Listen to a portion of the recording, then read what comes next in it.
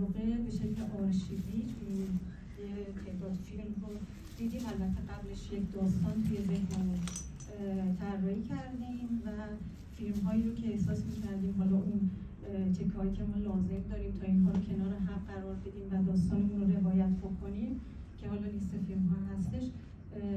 در واقع کارمون به این شکل بود. حدود 1.5 سال روش کار کردیم، سعی کردیم که در واقع چیز ارزشمندی در بیاد.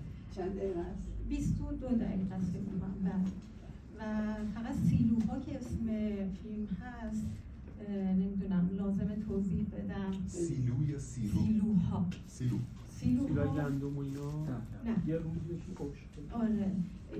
در واقع ما در دوره ساخت این فیلم انجیل یوحنا رو با داداش خوندیم که در واقع اونجا یک داستانی هستش نقل میشه که یک مرد کوری به در واقع مسیح هجوم کنه برای اینکه چشماش در واقع شفا داده بشه و بعد مسیح اون موقع آب دهنش رو میریزه در واقع پایین روی خاک و میگه این خاک رو بزن به چشمات و بعد برو تو حوض سیلوها بشور، اون موقع تو در واقع شفا داده میشی.